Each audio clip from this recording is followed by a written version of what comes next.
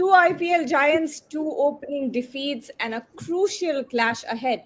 Mumbai Indians, led by the returning captain Hardik Pandya, will look to bounce back against Gujarat Titans, who are also hunting for their first win of the season. From debutant Vignesh Puthur's sensational spell to Sai Sudarshan and Joss Butler's heroics, there's a lot to unpack ahead of this game. And to break it down, joining me today is Naman Suri and Shomik Chakraborty. Welcome to the show. Let's go to Shomik first. Hardik Pandya back as captain for MI. How much of a difference do you think his presence will make against Gujarat Titans? Well, it should make a big difference. I mean, Hardik is a world class all rounder in his own right. MI missed him big time in the first game. See, if you see the first game against Chennai Super Kings, it was a very close game, and the difference was that 20 to 25 runs maybe. And when Hardik is in MI ranks, he can score those 20-25 runs in about 9-10 balls, and that makes a big difference. Also, Hardik bowling his quota of 4 overs, that is also serious value addition as far as his team is concerned. And this time, Hardik, I mean, he is more mature as a leader. He will have people to support him, from Rohit to Surya to everyone. He will have the senior players to support him. So obviously, um, the first game, MI clearly missed Hardik, as also they missed Jasprit Bumrah. Jasprit Bumrah, you cannot replace the irreplaceable. There is not another Jasprit Bumrah as far as world cricket is concerned, let alone Indian cricket. Until Jasprit Bumrah is fit and he is coming back to the MI ranks, they will have to make do. But they will take a lot of heart from the fact Hardik, because he was banned for the first game, he couldn't play, but he is returning to the fold, and that's a serious boost for MI. Absolutely. Let's talk. Keep talking about MI. And if we look at the last match, Naman, Mumbai's batting struggled in the opener. Rohit Sharma falling for a duck. Apart from Tilak Verma, no one really stepped up in that batting lineup. How concerning is this for MI? Um, yes, it will be very concerning for MI given that Surya Kumar Yadav hasn't been in the best of the form lately, even with the Indian jersey. It is a bit concerning for them. Rohit Sharma is very hot and cold right now. He can play one innings of 40 runs in 20 balls, and I mean the next two innings might be somewhere around 10 or 0. So that is something concerning. On the other hand, they have Ryan Rickelton who has smashed it in SA20. So he was starting to go against Chennai as well. But yeah, there is a weakness that Chennai I think attacked with Khalil, that wideish on the. I mean, that ball moving away from him. That kind of I think he just reaches off to it and kind of stumbles on that part.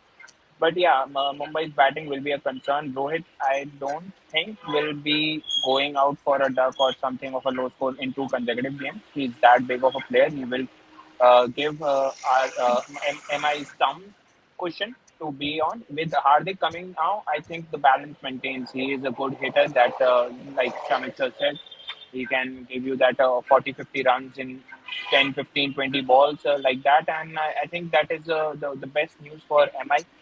There's an added bonus that Hardik will be playing at a stadium that where the side which he captained two consecutive finals, one winning one, and then the last season he was booed off. So there is something that he would like to make a mark there.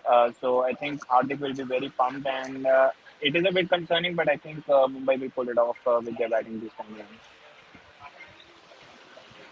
around. Now, this is a question I'd like to ask both of you. Vignesh Puthur, all eyes will be on that youngster today after what he pulled off in the first match.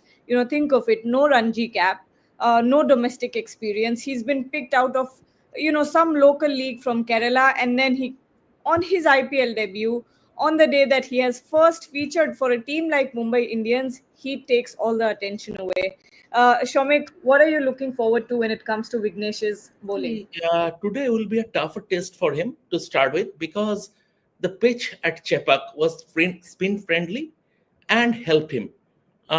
This on this pitch, I think the I expect the batsman to hold sway, and from that point of view, his degree of difficulty will increase, and um, uh, it will be tougher for him.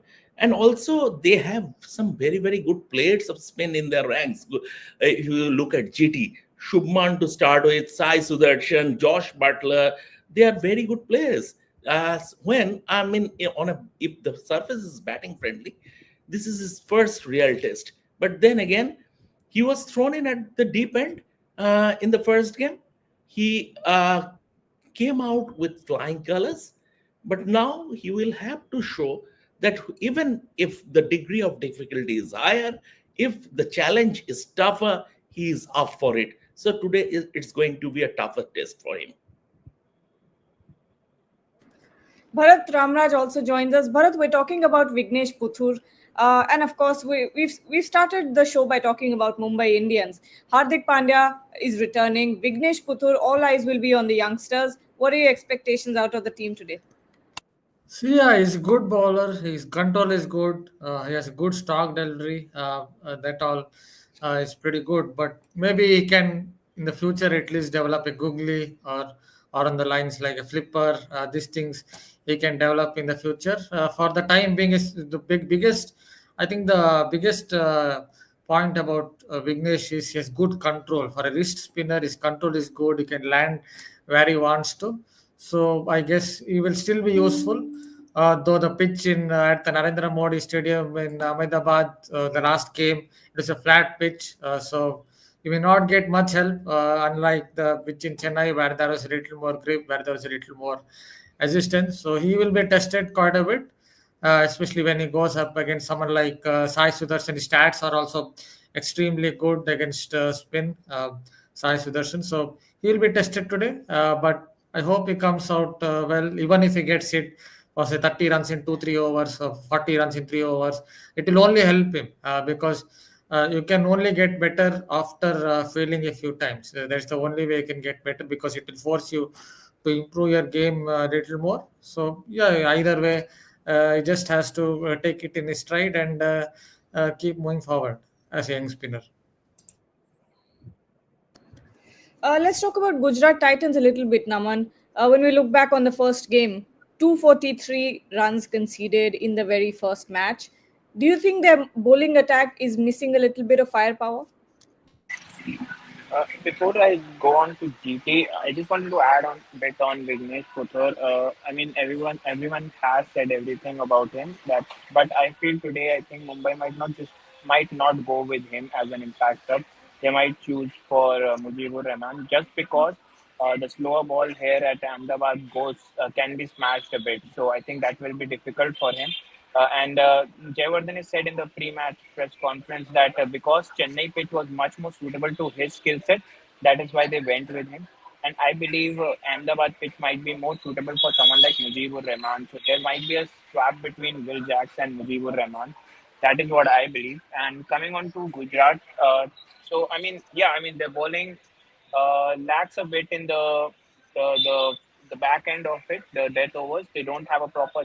Every one of those bowlers are new ball bowlers. I'll accept. I mean, barring Kagito Rabada, I think he can bowl in every phase of the game. Except that, I think Prasidh Krishna, Siraj, uh, Arshad Khan, and even Ishan Sharma, all of these bowlers are much more better with the new ball in hand. And Arshad, I think, is someone I think they might want to change, given if he's not given the new ball. So that is something I will be seeing. I mean, they can bring in Glenn Phillips. He's a frontline spinner. If we go on, if we see him playing for New Zealand, he has developed himself like that. I think he can help them a bit. Other than that, I think they can bring in Ishan Sharma instead of Prasidh Krishna because he can get that nip inside Rohit, someone like Rohit Sharma, and make it difficult for him to play.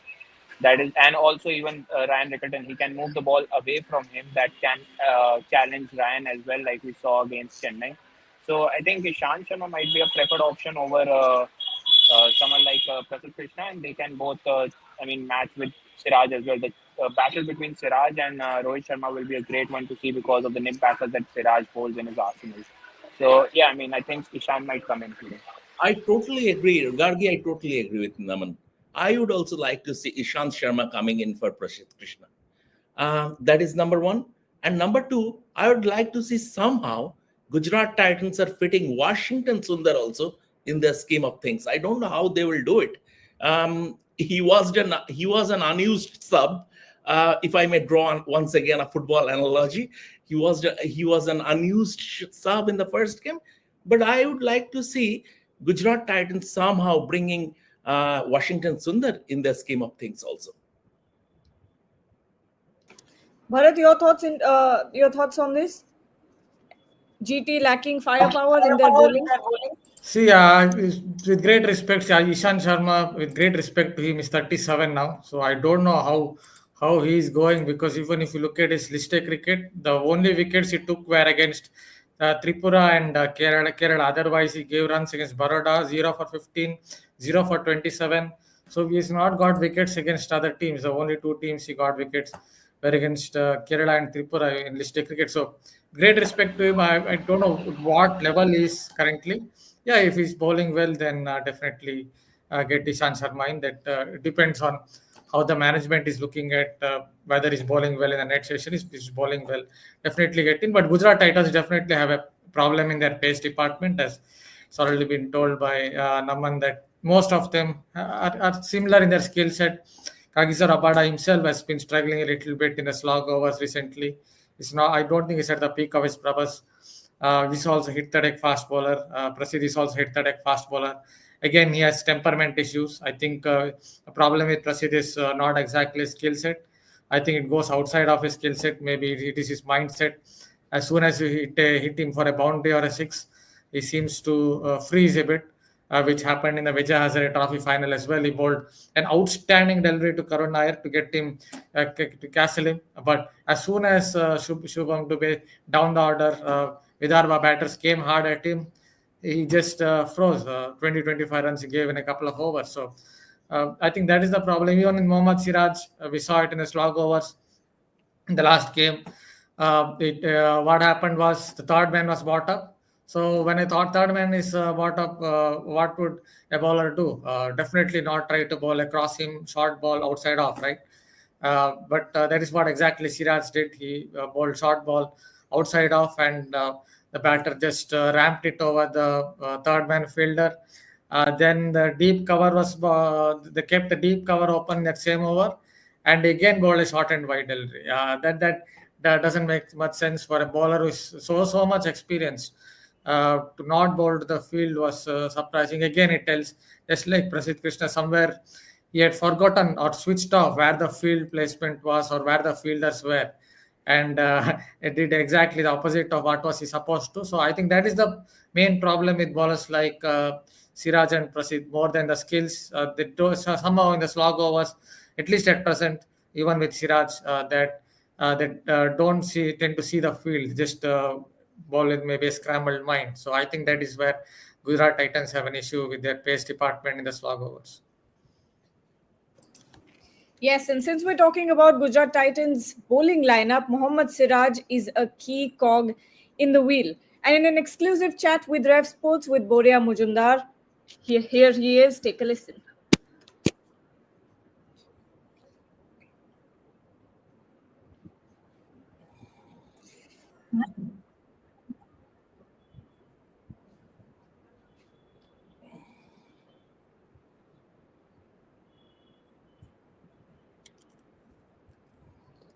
उनके against खेलूंगा और उनको against bowling डालूंगा तो बहुत अच्छा battle रहेगा, क्योंकि उनको भी पता है, मतलब वो एकदम लड़के खेलते हैं, तो बहुत ही अच्छा मजा आएगा मैच में वो, तो बहुत ही एक्साइटेड हूँ वो चीज को लेके। आप शुभमन के साथ इंडियन टीम में इतना खेले हो, शुभमन एज कैप्टन थोड़ा सा बताएं।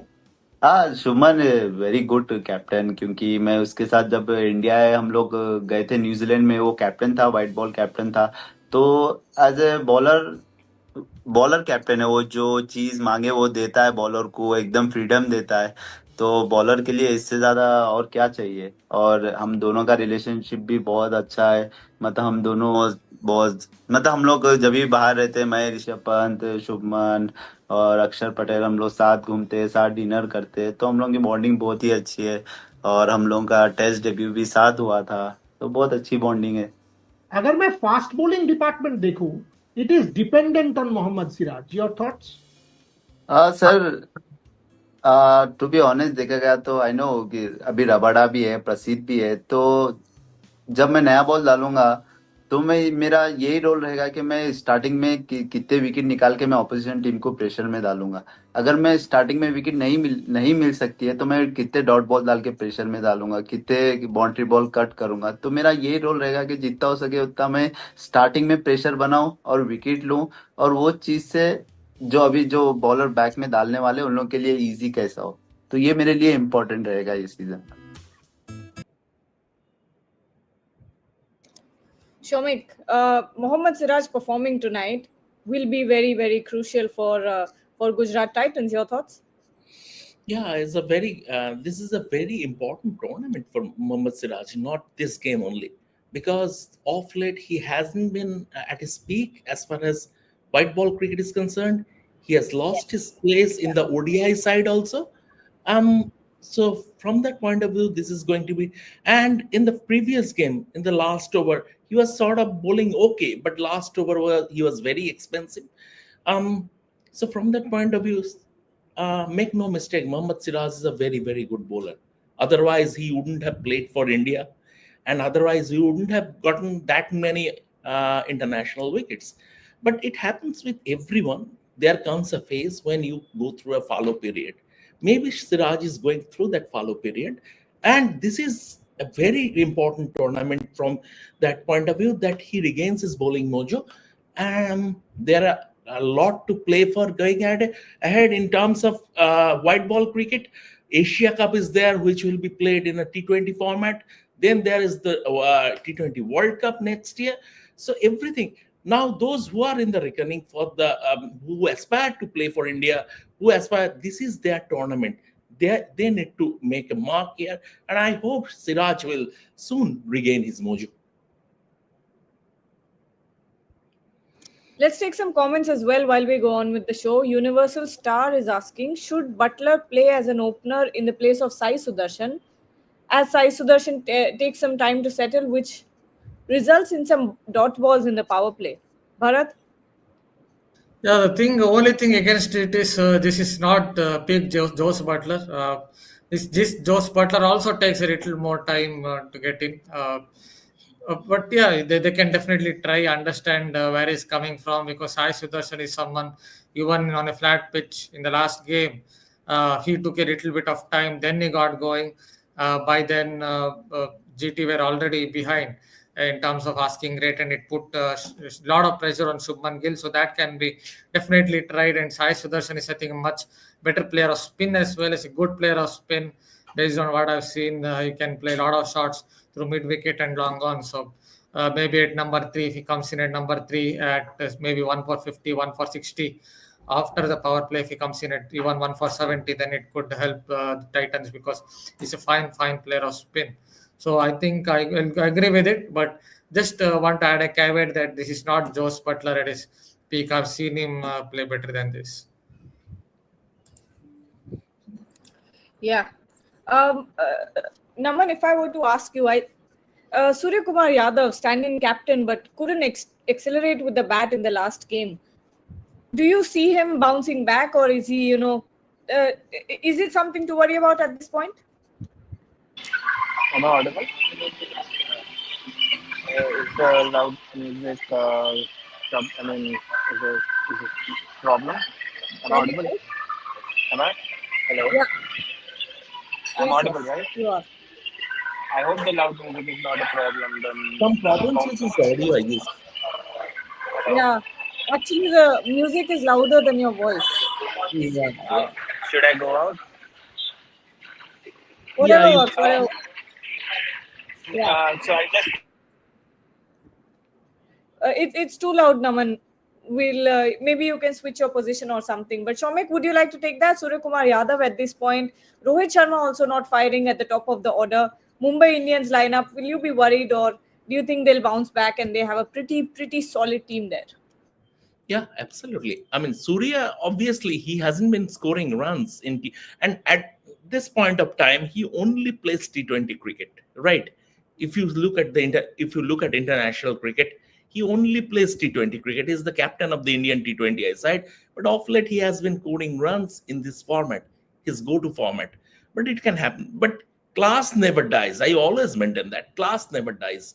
So Surya Kumar Yadav coming back to form can happen anytime. It's a matter of one impact knock. It's a matter of, for all top players, it's always been a matter of one top knock. What happens when you are going through a series of low scores? Whoever you are, even if you are the best batsman in the world or the best bowler in the world, there is a confidence crisis. You suffer from your confidence being a little low. You need that one big knock, one impact knock that can change everything. I hope Surya is, see, at his peak. There is no one in this country, or very, very few in world cricket, who can match Surya's pyrotechnics as a T20 batsman. So, from that point of view, from MI's point of view, from India cricket's point of view, it is imperative that he regains his form at the soonest. And I back, obviously, it would be foolish to write him off, a player of his caliber, innovations, or everything, experience, and someone who has achieved, who has done that for you, who has been there and done that. So it's a matter of just one big knock, one impact knock. And when we talk about impact, Bharat, there is someone on that field. There will be someone on that field tonight who will not only have an impact with the bat, but also with his fielding. Of course, the person that I'm talking about is Glenn Phillips, who is stealing catches out of thin air and leaving us all bewildered. Talk about Glenn before we play his exclusive chat with Boria. Yeah, hopefully he'll get into the 11. That's the main factor. Yes, see, Glenn Phillips obviously is a great fielder. I think he's up there with John T. Rhodes, if not better than John T. Rhodes, based on what I've seen, whatever cricket I've seen in 33 years. I'm talking about taking those great catches at in infield. Obviously, if you want to add an all-round fielder, there is always someone like Marquez is there when it comes to all-round fielding, someone who could field anywhere.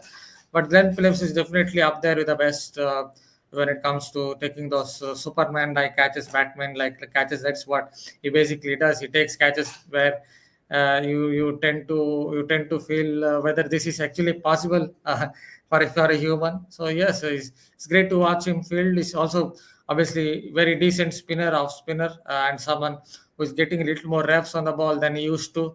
He's improved his off spin bowling, and obviously he can come in and play those shots. So I hope there will be a place for him. Somehow he will find a place in that particular 11. Obviously they have someone like Agis Rabada and they're trusting Sharfain Rutherford currently to play those big shots, play those impactful knocks. But yes, Phillips can also do a job, not just to the field, which is obviously Superman-like fielder, but I think he's improved his off-spin bowling and also a very good striker of the ball.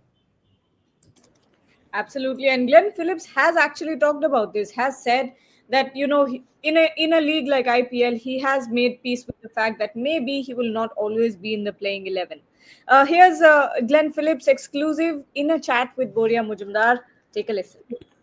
Quick conversation with Glenn Phillips. My first question, Glenn, I'm conscious of the fact that time is limited today, but I think there has to be a new law because you clearly defy laws of gravity.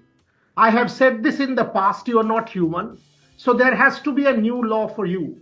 I see you take Virat Kohli's catch and smile. See you take Shubman Gill's catch and smile. And I tend to think, is this man human?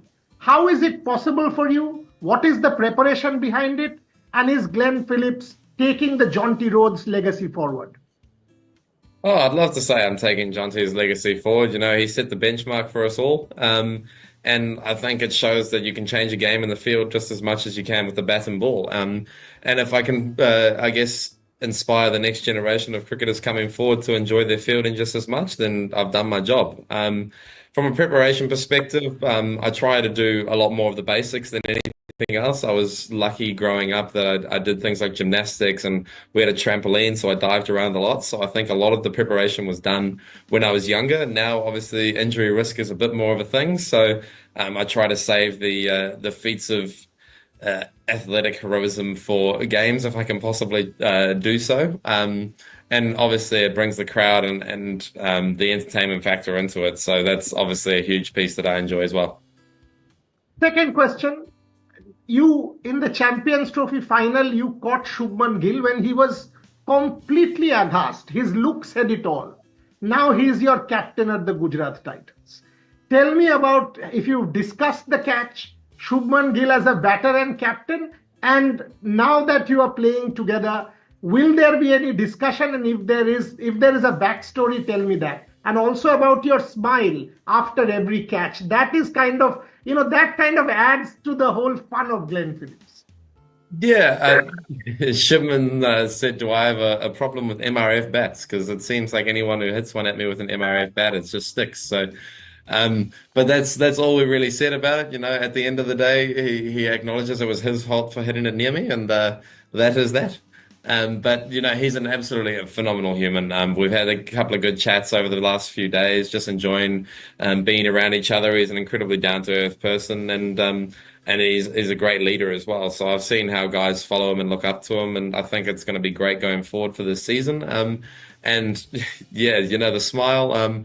I think I definitely over celebrated some of my catches early on, and I've also put down some real goober catches. So obviously, no catch is easy, and at the end of the day, you know, there's no heroics for any accolades for taking catches as much as, you know, sometimes you get around on social media a little bit. But I think the smile is something more now that, you know, feel it, enjoy it, love it, and but I guess still stay humble about it because there's always another catch coming your way, and you don't want to make sure that you're not too big for the game. The game always comes back and bites you. So enjoy the moment, enjoy the smile, but don't get too much over it. I love this Fascinating, conversation, Gargi. and I Fascinating, absolutely his fascinating. I mean, mindset is and incredible. also he was talking about his childhood days that he used to do gymnastics, trampolines, stuff like that, and from there he got his agility. And I have seen, especially in England, Australia, New Zealand, the kids, they don't stick to one particular sport. At Yeah, least when they are they play in everything. their schools, when they are playing a lot of sports, and from there they develop their agility, their athleticism. It's Yeah. fascinating. And I love the especially love the part where he's talking about the Shubman Gill catch, and he said that it's his fault for hitting it anywhere near me. I love that part. Very confident. But we're only 2 minutes away from the toss. Bharat, if I were to ask you on a deck where Hardik Pandya has a good record, but MI has a poor record, what happens if they win the toss? Will they choose to bat or bowl first? I guess they will choose to bowl first. That has been the standard procedure in some of these day and night games because I think that the dew would come into play. So I guess it would be if MI, whoever it is, wins the toss, will bowl first. But I'll just add one thing about Glenn Phillips. He also maybe tell something about his down to earth nature as well, that he talked about how he has dropped some sitters as well. That's actually true. If you look at his catch percentage, he may not have taken some outstanding catches, but he's also dropped some easy ones. Maybe when you take such tough chances, you tend to, maybe if you see a catch coming to you, you feel that it's too easy, and Maintaining the law of averages. maybe sometimes it feels like for him it's too easy, and that is why he ends up dropping in that sense. Yeah, but he's dropped a few catches here or there. In that sense, he may be compared to Ben Stokes as well. He's another of those fielders who takes the greatest catch on this planet, but occasionally he's another fielder who tends to drop a sitter here or there. I think Glenn Phillips is somewhat similar to him as well, Ben Stokes. Naman, whoever wins the toss, bowl first, bat first. What would you do? I mean, this Ahmedabad pitch has been favorable to the chasing team. 6 out of 8 times last season, I think the chasing team won. So I think whoever goes this season as well, every team has gone out to chase first.